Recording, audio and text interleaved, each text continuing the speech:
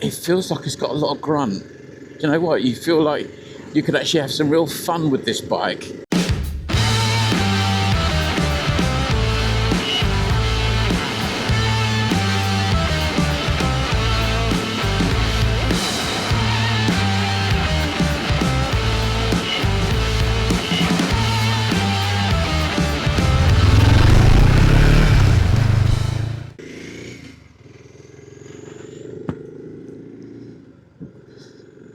Right, hello everybody. It is a good day to be on a motorcycle, and what a motorcycle it is. So welcome back to the channel. And what am I on today? Well, it's a bike that I've been wanting to get on for ages and ages and ages. And it's a bike, if you remember, that I saw last year back in Périgueux when I was out in France, and this bike appeared in a dealership there, and I just thought, wow, what's that doing here? And finally, they're available in the UK.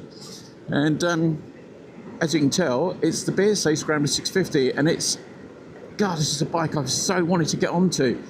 But first of all, big thanks to PK Motorsports in Groombridge for lending me the bike today, so that's great.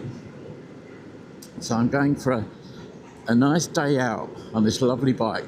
But I thought first what we'd do, we're going to have a look at the bike, so you can familiarise yourself with it again, because it's a bike that's sort of like, has appeared in dealerships without any fanfare, you know, which I always found a little bit strange. But let's go and have a look at it, and then we're going to do some riding.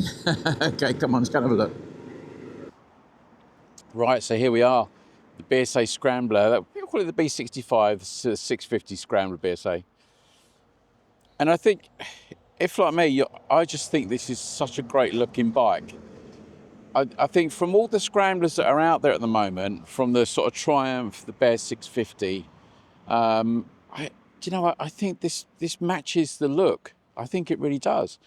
And I think it's nice and distinct from the others. It's not, what I like about this bike, it's not too cluttered. It has that sort of feel of like a stripped back bike, which is something I really like. When you look around the bike, you know, the tank, the finish on the tank, the badging, nice pegs, the exhaust is nice. The actual fit and finish is really, really good. I think the one thing that, you know, people have said, and I'll say this on the ride around, is about the screen. And I think that's one thing that probably where they didn't need to save a bit of money. Because again, remember, this is 5995, or was it 5999? With you on your road, it brings it up to about 62, something like that. That's still an incredibly cheap price, isn't it, for a 650, which is different from the rest. I know we've got this huge raft of Chinese bikes coming in, which are all sort of in that sort of off-road genre, you know, the sort of venture bikes. But this is different. This is giving you something just a little bit different again, isn't it? In the price range, which seems to be attracting a lot of buyers. Because when you think what they did with the Bantam, you know, bringing the Bantam into 3.5, it's about 3.7 on the road. You know, this is a really nice sort of sister bike to the Bantam, because it's the sort of scaled up. It's really like a scaled up version of the Bantam, which I think was quite a difficult trick to pull off. I think BSA obviously thought, you know, because they're part of that bigger group, I want to say Classic Legends. I always get that wrong. Someone's going to correct me. But with that, the Jawa that they had, the Jawa 42, I think, you know, they probably couldn't believe their luck that they could have turned that into a bike which is a real scaled down version of this, and stick a BSA badge in it. Now, I'm not going to go into the whys and wherefores of BSA badging and all the rest of it. It's something I'm going to discuss in the next Wednesday Bike Club. Or you would have already seen that, actually. But I just think that, the stylists that they've got doing this bike, I think they got it right. I think it's really nice. The problem that BSA have had, as we know, is just the time delays in bringing this out and all the rest of it. I think there were some issues with the gearing and stuff. And you'll notice, and I talk about this on the way around, that I think the gearing is different to the Gold Star. And I think most of that's been done with the sprockets, actually. I think it's rear sprocket and that sort of stuff. So, because you do feel a little bit like you need another gear slightly. But in terms of the actual look of the bike, I just think it looks fantastic. I think in the colours that they do, particularly, you know, I seem to be a sucker for this yellow and silver. That looks so great. Let's go and have a quick ride round and talk about the bike, and then I'll come back and do a bit more discussion about the actual bike itself. So what's the bike actually like to ride? Well, in the first instance, it is nothing like the Gold Star. And I've ridden 3 Gold Stars now. And the first one, which I admit I wasn't that impressed with, I didn't like it at all. And I don't know whether that was just a very early bike or whatever, which it was.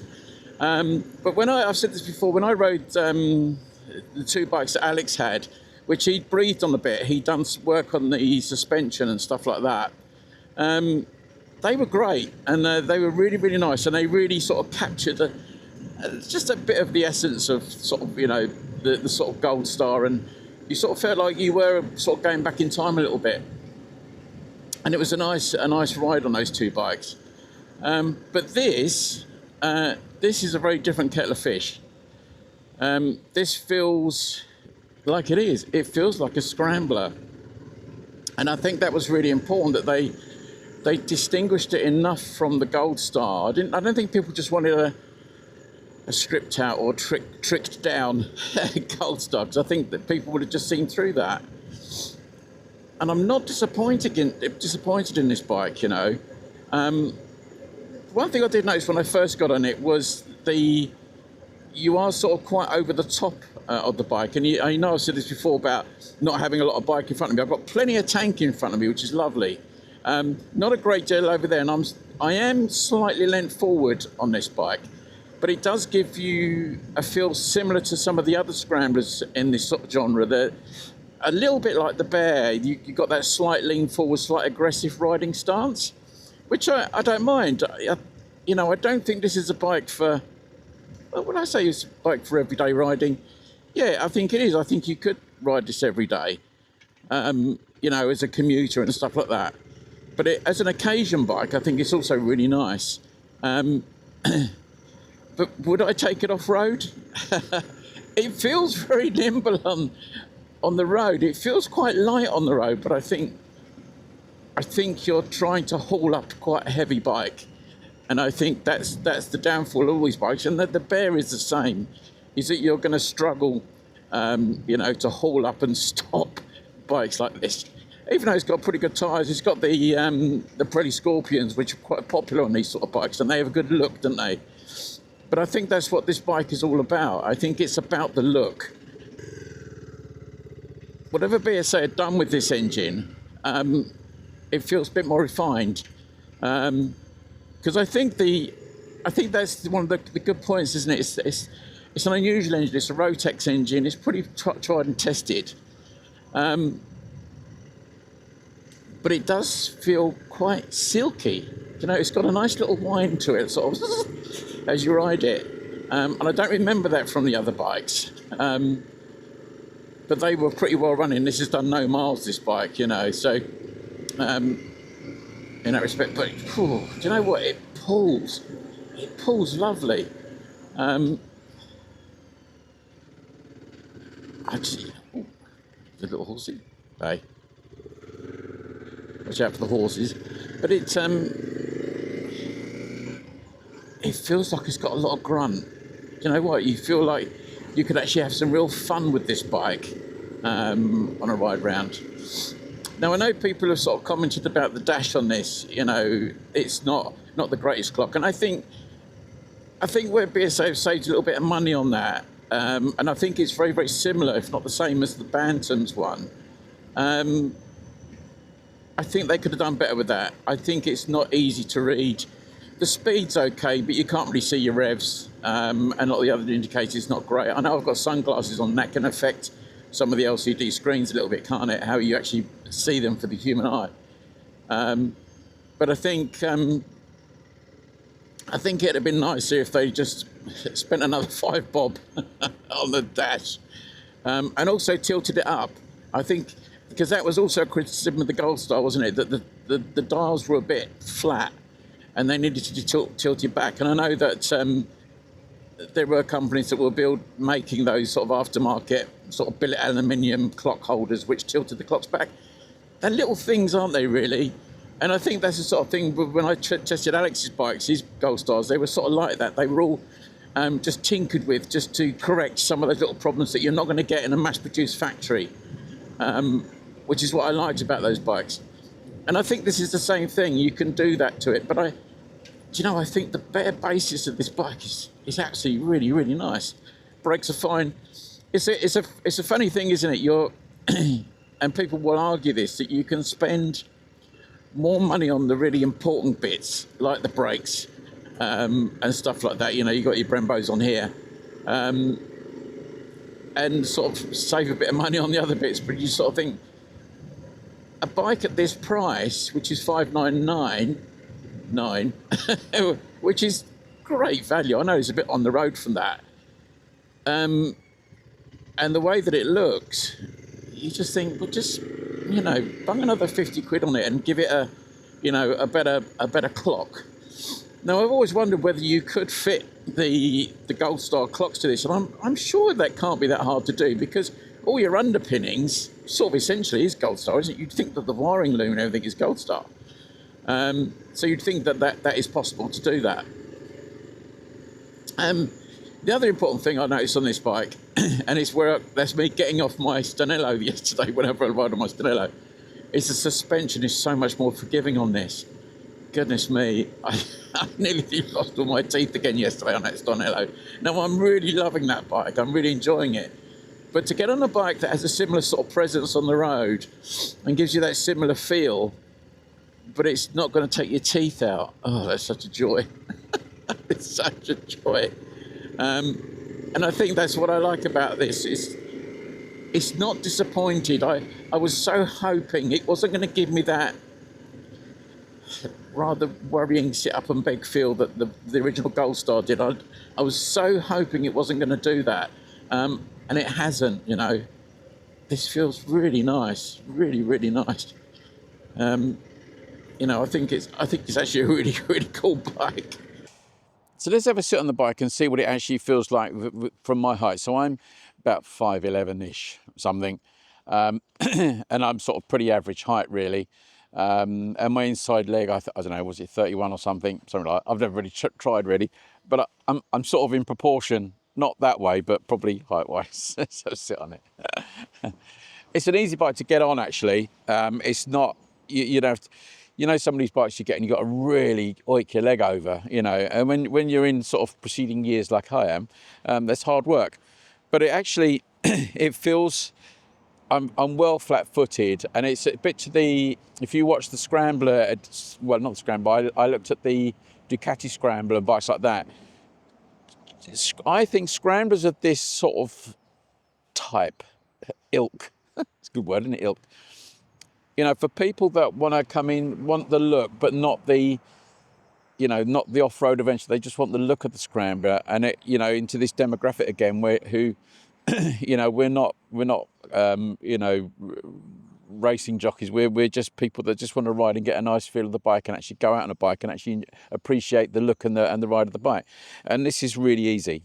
There's no issue with this at all.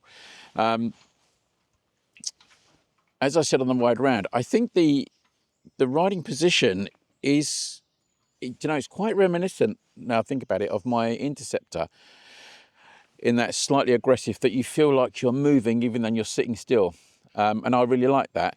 The main difference between those two, though, is that you've got the wider bars on here, and the wider bars do give it that sort of Scrambler feel, which again is very clever. You've got a little distance like the bar brace and stuff on here. The one thing I always think is a bit, I'll take that little bit of string off because it's holding my camera, I still think where they let themselves down a little bit has been things like continuing with the rather horrid USB thing. Even if they'd have put it underneath here so it was just upright or something, so it wasn't in view, it would have been nice. But the actual bars, you've got the nice bullet ends on here. The levers are fine. The grips, the actual switch gear itself is very good. It's quite chunky, but that's what you want if you're wearing gloves and all the rest of it. You want it to be quite chunky. A nice simple ignition switch, just on, off, and all the rest of it, which is fine. You've got the nice cap as well, which has got the BSA logo on it, which again is really nice. And I just think we're going back to that simplicity, and I think people want simplicity in their bikes. They don't want complex stuff. It just needs to be simple, easy to look after. I think the engine in this Rotex engine, I think, will give years of service as long as you look after it properly. But it's just nice. And again, as I said on the ride round, the suspension is fine. I'm not being rattled to death on this.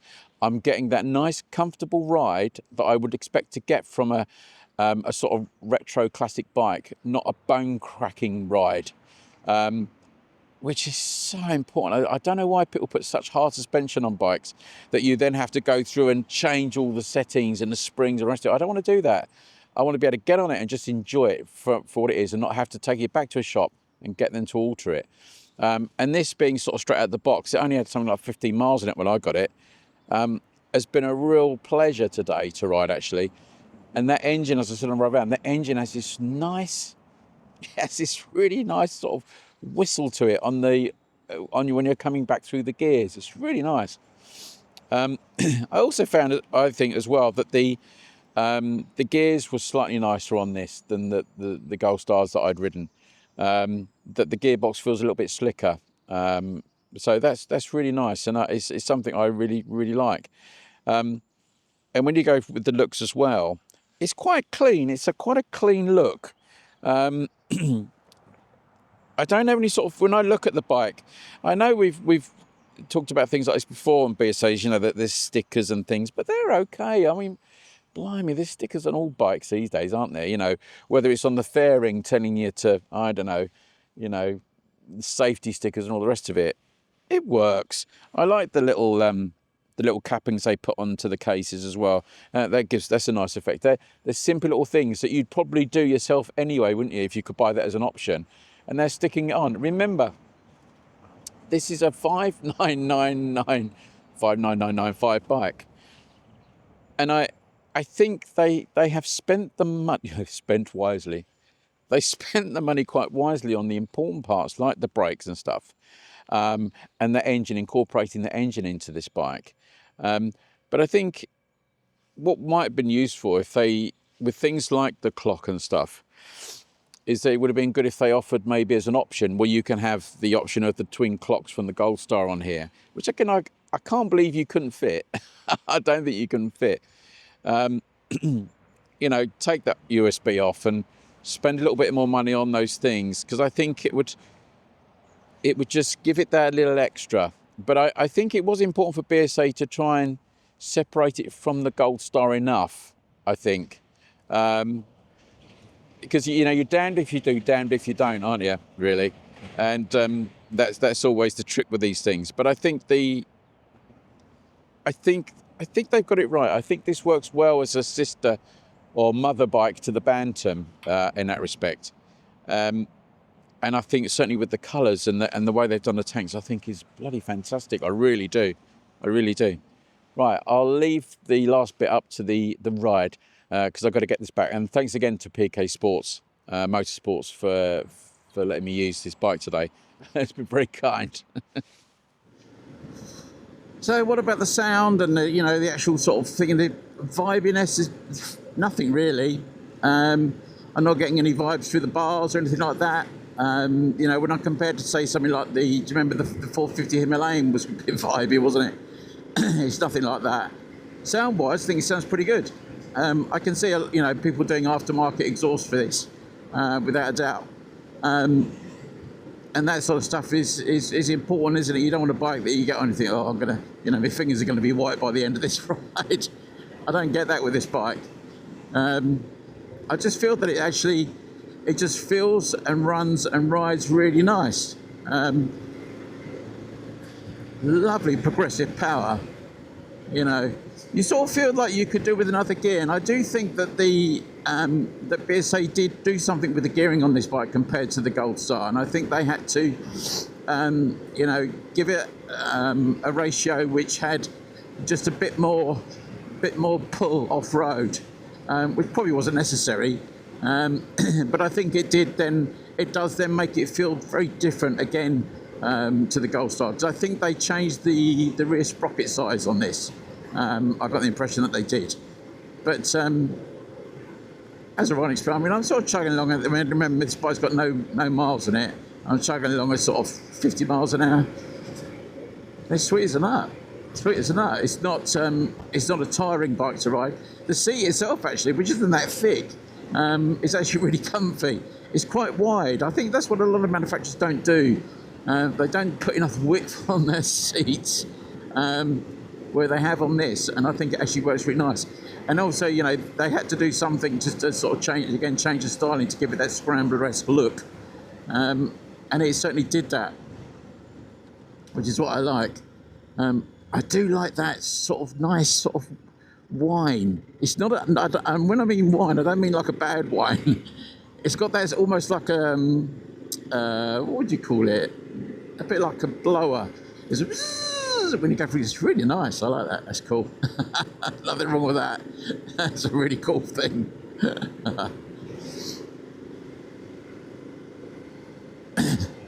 Right, I suppose I better get this thing back before I decide not to buy the Bantam and then decide to buy the Scrambler. Thanks again to PK Motorsports. Do check them out. I say they got plenty of these in, and they got plenty of Bantams in. And as I said, they've also got the yellow and silver in this and in the Bantam. Oh, help me, please. That's not good, is it? Oh dear. I got another. When you see this, I will be in France, so you know, I'll be so eager to get that Meteor back. Now I've seen the Bantam in the colour that I want. Never mind. Right, thanks for watching, everybody. Hope you enjoyed that, and I will see you next time. Take care and ride safe, please.